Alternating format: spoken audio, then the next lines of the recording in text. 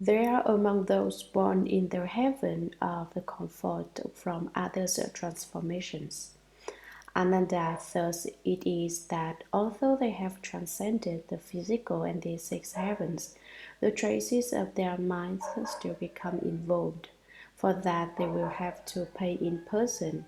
These are called the six desire heavens. Ananda, all those in the world who cultivate their minds but do not avail themselves of dhyana and so have no wisdom, can only control their bodies so as to not engage in sexual desire. Whether walking or sitting or in their thoughts, they are totally devoid of it. Since they do not give rise to defiling love, they do not remain in the realm of desire. This pupil can, in response to their thought, take on the bodies of Brahma beings. They are among those in the heaven of the multitudes of Brahma. In those whose hearts and of desire have already been cast aside, the mind apart from desire manifests. They have a fond regard for the rules of discipline and delight in being in accord with them. These people can practice the Brahma virtue at all times, and they are among those in the heaven of the ministers of Brahma. Those whose bodies and minds are wonderfully perfect, and whose awesome deportment is not in the least deficient, are pure in the prohibitive precepts and have a thorough understanding of them as well. At all times, these people can govern the Brahma multitudes as great Brahma lords, and they are among those in the great Brahma heaven. Ananda, those who flow to these three superior levels will not be oppressed by any suffering or affliction. Although they have not developed proper samadhi, their minds are pure to the point that they are not moved by outflows. This is called the first dhyana. Ananda, those beyond the Brahma heavens gather in and gather the Brahma beings, for their Brahma conduct is perfect and fulfilled. Unmoving and with settled minds, they produce light in profound stillness, and they are among those in the heaven of lesser light. Those whose lights illumine each other in an endless dazzling blaze shine throughout the realms of the 10 directions, so that everything becomes like crystal. They are among those in the heaven of limitless light. Those who take in and hold the light to perfection accomplish the substance of the teaching, creating and transforming the purity into endless responses and functions. They are among those in the light south heaven. Ananda, those who flow to these three superior levels will not be oppressed by worries or vexations. Although they have not developed proper samadhi, their minds are pure to the point that they have subdued their coarser outflows. This is called the second dhyana. Ananda, heavenly beings for whom the perfection of light has become south and who further open out the south to disclose its wonder discover a subtler level of practice. They penetrate to the bliss of still extinction and are among those in the heaven of lesser purity. Those in whom the emptiness of purity manifests are led to discover its boundlessness. Their bodies and minds experience light ease, and they accomplish the bliss of still extinction. They are among those in the heaven of limitless purity. Those for whom the world, the body, and the mind are all perfectly pure have accomplished the virtue of purity, and a superior level emerges. They return to the bliss of still extinction, and they are among those in the heaven of pervasive purity. Ananda, those who flow to these three superior levels will be replete with great compliance. Their bodies and minds are at peace and they obtain limitless bliss. Although they have not obtained proper samadhi, the joy within the tranquility of their minds is total. This is called the third dhyana. Moreover, Ananda, heavenly beings whose bodies and minds are not oppressed put an end to the cause of suffering and realize that bliss is not permanent, and sooner or later it will come to an end. Suddenly, they simultaneously renounce both thoughts of suffering and thoughts of bliss. Their coarse and heavy thoughts are extinguished, and they give rise to the nature of purity and blessings. They are among those in the heaven of the birth of blessings. Those whose renunciation of these thoughts is in perfect fusion gain a purity of superior understanding. Within these unimpeded blessings, they obtain a wonderful compliance that extends to the bounds of the future. They are among those in the blessed love heaven. Ananda, from that heaven there are two ways to go. Those who extend the previous thought into limitless pure light, and who perfect and clarify their blessings and virtue, cultivate and are certified to one of these dwellings. They are among those in the abundant fruit heaven.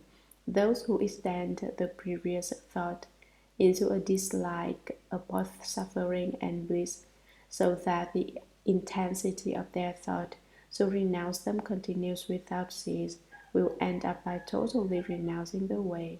Their bodies and minds will become extinct. Their thoughts will become like dead ashes. For 500 aeons, these beings will perpetuate the cause for production and extinction, being unable to discover the nature which is neither produced nor extinguished. During the first half of these aeons, they will undergo extinction. During the second half, they will experience production. They are among those in the heaven of no thought. Ananda, those who flow to these four superior levels will not be moved by any suffering or bliss in any world. Although this is not the unconditioned or the true ground of non-moving, because they still have the thought of obtaining something, their functioning is nonetheless quite advanced. This is called the fourth dhyana. Beyond these, Ananda are the five heavens of no return. For those who have completely cut off the 9 categories of habits in the lower realms, neither suffering nor bliss exist, and there is no regression to the lower levels. All whose minds have achieved this renunciation dwell in these heavens together. Ananda, those who have put an end to suffering and bliss, and who do not get involved in the contention between such thoughts, are among those in the heaven of no affliction. Those who isolate their practice, whether in movement or in restraint, investigating the baselessness of that involvement, are among those in the heaven of no heat. Those whose vision is wonderfully perfect and clear view the realms of the 10 directions as free of defiling appearances and devoid of all dirt and filth. They are among those in the heaven of good view. Those whose subtle vision manifests as all their obstructions are refined away are among those in the heaven of good manifestation. Those who reach the ultimately subtle level come to the end of the nature of form and emptiness and enter into a boundless realm. They are among those in the heaven of ultimate form. Ananda, those in the four dhyanas, and even the rulers of the gods at those four levels, can only pay their respects through having heard of the beings in the heavens of no return. They cannot know them or see them, just as the coarse pupil of the world cannot see the places where the Arhats abide in holy way, places deep in the wide and mountainous areas. Ananda, in these 18 heavens are those who practice only non-involvement and have not yet gotten rid of their shapes, as well as those who have reached the level of no return. This is called the form realm. Furthermore, Ananda, from the summit of the form realm there are also two roads. Those who are intent upon renunciation discover wisdom. The light of their wisdom becomes perfect and penetrating, so that they can transcend the defiling realms, accomplishing Arhatship and enter the Bodhisattva vehicle. They are among those called great Arhats who have turned their minds around. Those who dwell in the thought of renunciation and who succeed in renunciation and rejection realize that their bodies are an obstacle. If they thereupon obliterate the obstacle and enter into emptiness, they are among those at the station of emptiness. For those who have eradicated all obstacles, there is neither obstruction nor extinction. Then there remains only the alaya consciousness and half of the subtle functions of the manas. These beings are among those at the station of boundless consciousness. Those who have already done away with emptiness and form eradicate the conscious mind as well. In the extensive tranquility of the 10 directions, there is nowhere at all to go. These beings are among those at the station of nothing whatsoever. When the nature of their consciousness does not move, within extinction they exhaustively investigate. Within the endless, they discern the end of the nature. It is as if it were there and yet not there, as if it were ended and yet not ended. They are among those at the station of neither thought nor non-thought. These beings who delve exhaustively into emptiness but never fathom the principle of emptiness go from the heaven of no return down this road which is a dead end to sagehood. They are among those known as dull Arhats who do not turn their minds around, just like those in the heaven of no thought and the heavens of externalists who become engrossed in emptiness and do not want to come back. These beings are confused, prone to outflows, and ignorant. They will accordingly enter the cycle of rebirth again. Ananda, each and every being in all these heavens is ordinary. They are still answerable for their karmic retribution. When they have answered for their deaths, they must once again enter rebirth. The lords of these heavens, however, are all bodhisattvas who roam in samadhi. They gradually progress in their practice and make transferences to the way cultivated by all sages. Ananda, these are the 4 heavens of emptiness, where the bodies and minds of the inhabitants are extinguished. The nature of concentration emerges, and they are free of the karmic retribution of form. This final group is called the formless realm.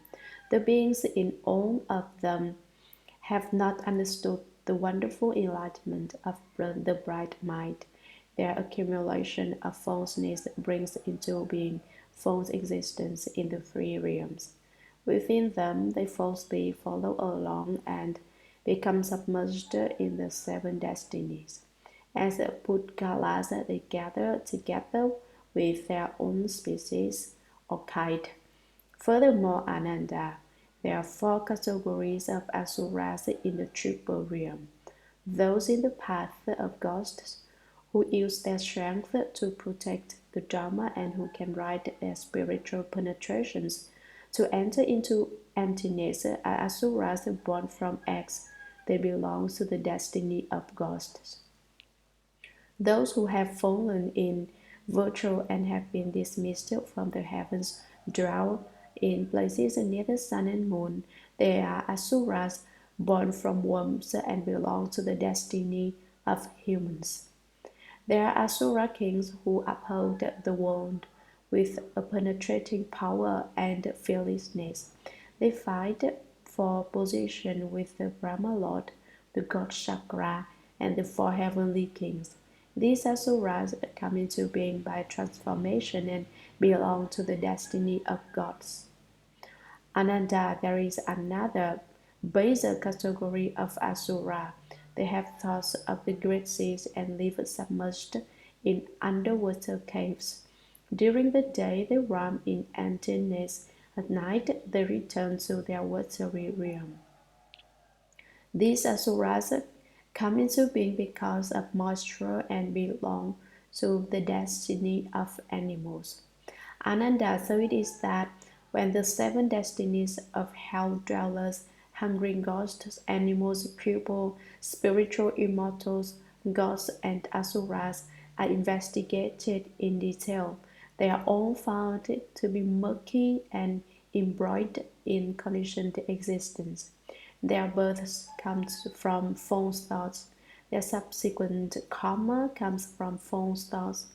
Within the wonderful perfection of the fundamental mind that is without any doing.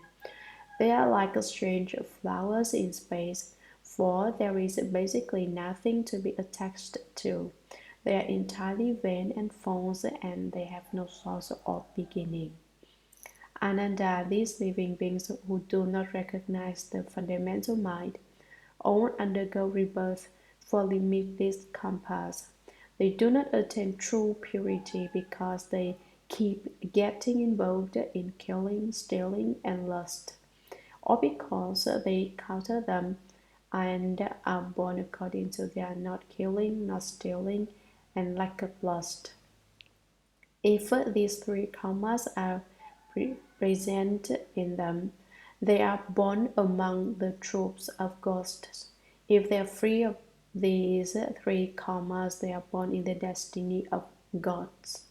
The incessant fluctuation between the presence and absence of these karmas gives rise to the cycle of rebirth. For those who make the wonderful discovery of samadhi, neither the presence nor the absence of these karmas exists in that magnificent eternal stillness. Even their non-existence is done away with. Since the lack of killing, stealing, and lust is non-existent, how could there be actual involvement in deeds of killing, stealing, and lust? Ananda, those who do not cut off the three karmas each have their own private share. Because each has a private share, private shares come to be accumulated, making collective portions. Their location is not arbitrary, yet they themselves are falsely produced. Since they are produced from falseness, they are basically without a cause and thus they cannot be traced precisely. You should warn cultivators that they must get rid of these three delusions if they want to cultivate Bodhi. If they do not put an end to these three delusions, then even the spiritual penetrations they may attain merely a worldly conditioned function. If they do not extinguish these habits, they will fall into the path of demons. Although they wish to cast out the false, they become doubly deceptive instead. The third command says that such beings are pitiful. You have created this falseness yourself. It is not the fault of Bodhi. An explanation such as this is a proper speech. Any other explanation is the speech of demon kings.